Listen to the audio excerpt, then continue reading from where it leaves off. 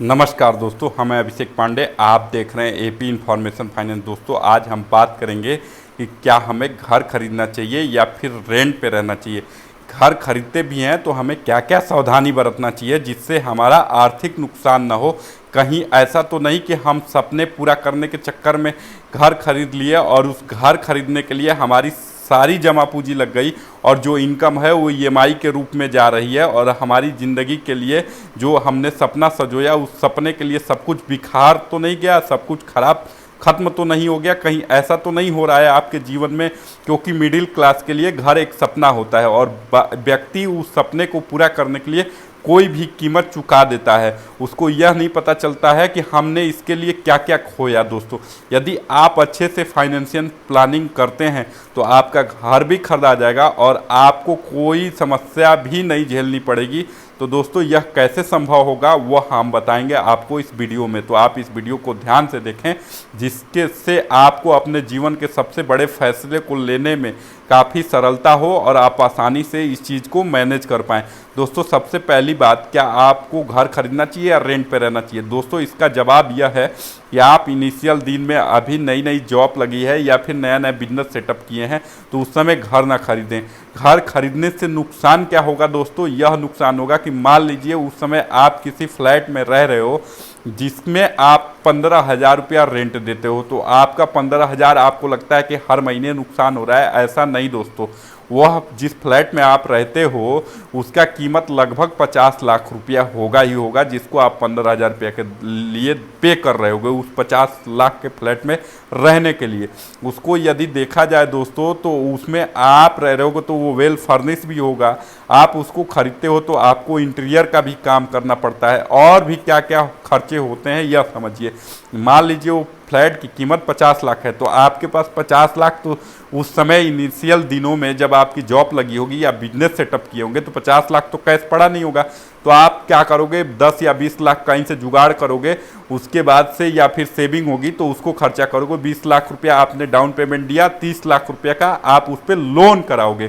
तो घर के मालिक आप हुए क्या, वो घर तो गिरवी हो गया बैंक के पास 20 सालों के लिए। जब तक आप लोन नहीं जमा करोगे तो मान लीजिए वो 30 लाख रुपया जो आपने कराया उसका लोन हम मानते हैं 20 साल के लिए हुआ, तो उसका जो ईएमआई आएगा वो 26-27 हज़ार के बीच में लगभग आएगा।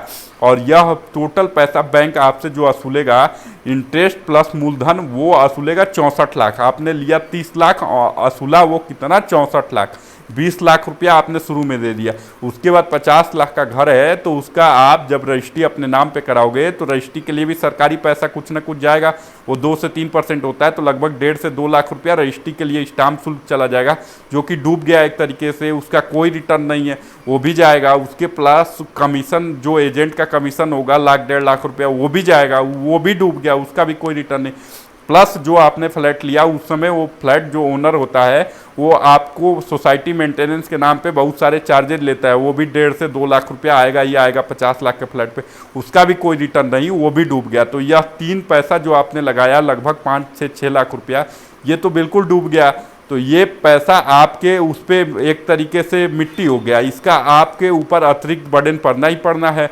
दूसरा दोस्तों, आप इंटीरियर में भी कुछ ना कुछ काम कराओगे तो उसके लिए भी 50 लाख का फ्लैट है तो 4 से 5 लाख रुपया लग लीजिए, मतलब टोटल 10 लाख रुपया आपने अतिरिक्त इन्वेस्टमेंट कर दिया कितना, down payment 20 lakh plus 10 lakh ये और 64 लाख आप लोन के रूप में भर रहे हो, तो ये टोटल 94 लाख का फ्लैट पड़ा ना। और आप क्या पे कर रहे हो इसके लिए, 15,000 रुपया, और आपको सारी चीज़ें वैसी की वैसी ही मिल रही हैं। तो वो चतुराई है कि उसको 94 लाख में खरीदना चतुराई है। तो आप कहेंगे दोस्तों कि इसका ग्रोथ भी होगा, जी ना, इसका ग्रोथ क्या होगा, आप 94 लाख का पहले ही खरीद लेते हो और आपको क्या लगता है कि 20 साल बाद ये फ्लैट आपको 4 करोड़ में बिक जाएगा। नहीं दोस्तों, ज़्यादा से ज़्यादा 1.5 या 2 करोड़ में आप बेच ही लेते हो। तो आपका क्या है, जितना पैसा लगाया वो दुगुना भी तो नहीं निकल रहा है। तो ये कौन सी प्रॉफिट की बात आप यहाँ पे करते हो, हमको तो समझ में नहीं आता है। एक तरीके से फ्लैट खरीदना मतलब आज के समय में अपने पैसे को डुबा देना, क्योंकि इन्फ्लुएंस रेट जो महंगाई दर है वही 7% है।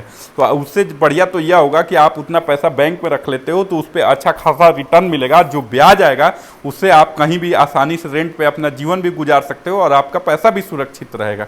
तो फ्लैट खरीदना तो कहीं से भी समझदारी नहीं है। दूसरी बात दोस्तों, हम यह करते हैं कि जितना पैसा आप इन सब चीज़ों को खरीदने के लिए लगाते हो उतना ही पैसा आपने एसआईपी में लगा दिया तो आपका पैसा कितना गुना होता है, इसको एग्जाम्पल से समझिए। हम स्क्रीन पे स्क्रीनशॉट भी शेयर करेंगे। मान लीजिए आपने 30 लाख का आधा ही 15 लाख रुपये मात्र लगा दिया। जो 30 लाख रुपये आप घर खरीदने में लगा रहे थे वो उसका आधा ही मैं मान लेता हूँ 15 लाख रुपये आपने एसआईपी में जमा कर दिया वन टाइम, और 20 सालों के लिए आपने उस पैसे को छोड़ दिया वहाँ पे। तो 20 साल बाद देखेंगे कि वो पैसा लगभग 2 से 2.5 करोड़ रुपया हो जाएगा, जो निश्चित हो जाएगा, क्योंकि एसआईपी पे रिटर्न और कंपाउंड इंटरेस्ट का कमाल होता है। तो वो वहाँ से आपको 2 से 2.5 करोड़ रुपया हो गया। प्लस जो आप ईएमआई दे रहे हो वो भी तो 26,000 रुपया जा रही है, और रेंट कितना दे रहे हो 15,000। तो जो 10,000 अतिरिक्त ईएमआई जा रही है, मतलब दे रहे थे, वो भी 10,000 आप एसआईपी में रेगुलर इन्वेस्टमेंट के तौर पे 20 साल के लिए कर दीजिए, जो आपको यहाँ से देगी लगभग 1.5 से 2 करोड़ रुपया। तो आपके पास जो सरप्लस अमाउंट हो जाएगा वो हो जाएगा 4 करोड़ रुपया। तो आप ये समझिए कि 4 करोड़ रुपया तो आपका मैनेज हो गया इतनी ही जद्दोजहद से। और वो घर की कीमत क्या है 20 साल बाद 1.5 से 2 करोड़ रुपया। फिर भी आधा पैसा तो आपके पास बच रहा है, जो आपको फाइनेंशियल मजबूती देगा। आप अपने जीवन को सुदृढ़ कर सकते हैं उसी एक फैसले से और उतने ही पैसे से। तो चतुराई तो इसमें है कि हम रेंट पे रहें और उतना पैसा जो हमारे पास बच रहा है, जो प्लानिंग किए थे हम घर खरीदने के लिए, वह इन्वेस्टमेंट करते जाएं एसआईपी में। फिर भी आपको लगता है कि नहीं घर खरीदना जरूरी है, तो दोस्तों सपना होता है हर व्यक्ति का, हम किसी को इससे मना नहीं करते हैं। तो आप घर खरीदना है दोस्तों तो आप लैंड लीजिए और उस पर घर को कंस्ट्रक्शन अपने अनुसार कराइए, कम से कम 3 फ्लोर, जिसमें 1 फ्लोर आप स्वयं के लिए रहते हैं तो आपका रेंट भी बचेगा, और 2 फ्लोर से आप ऐसा करिए कि रेंट आना शुरू हो जाए, जिससे आप उसको पे कर सके जो ईएमआई वाला है। तो आपने इनिशियल कास्ट या लोन करा के घर को लगभग 1 करोड़ में मान लीजिए आपने कंस्ट्रक्शन कर लिया, तो वो आपका अमाउंट नहीं खलेगा, क्योंकि लैंड की कीमत भी बढ़ती है। जैसे जैसे लैंड की कीमत बढ़ेगी आपकी प्रॉपर्टी की भी कीमत बढ़ेगी। और यहाँ पे आप ईएमआई जो दे रहे हैं वो अपने जेब से नहीं दे रहे हैं, रेंट के पैसे से दे रहे हैं। तो यह एक आपके लिए प्रॉफिट होगा कि प्रॉपर्टी का भी पैसा बढ़ रहा है प्लस हमको रेंट भी मिल रहा है। दोस्तों उसके बाद आप देखेंगे कि हर साल 10% रेंट हाइक होता है, मतलब रेंट का बढ़ोतरी होती है रेंट के अमाउंट में। तो यह आपके लिए एक बेहतर होगा। ईएमआई की उतनी बढ़ोतरी होगी नहीं, रेंट का होगा, तो वो आपके लिए अतिरिक्त धन और भी करेगा। तो यहाँ पे आप तुलना करेंगे तो लगभग आपको ठीक ठाक ग्रोथ मिलेगा। एसआईपी जितना नहीं मिलेगा, लेकिन फिर भी एक अच्छा रिटर्न मिलेगा, जिससे आपका घर का सपना भी पूरा हो जाएगा और आपका पैसा भी सेफ रहेगा। फ्लैट कभी गलती से भी ना खरीदें, क्योंकि फ्लैट में जो पैसा लगाते हैं वो डूबने के बराबर भी होता है। आज फ्लैटों पे रिटर्न नहीं है। प्लस एक सबसे बड़ा नुकसान है कि आप जीवन में कभी उस पर रिकंस्ट्रक्शन नहीं करा पाते हैं। आपके घर में कोई मान लीजिए छत चूने लगी या कोई गड़बड़ी हो, तो नीचे ऊपर आपका है नहीं, तो नीचे ऊपर वाला आपके लिए तो थोड़े नहीं कराने देगा तोड़ फाड़। और आपका यदि उसमें लैंड पे घर बनवाए हैं तो आप उसको रिकंस्ट्रक्शन करवा सकते हैं, समय समय पे उसमें सुधार या जो कराना होगा आप करा सकते हैं, और आपकी जो लैंड है वो तो सुरक्षित।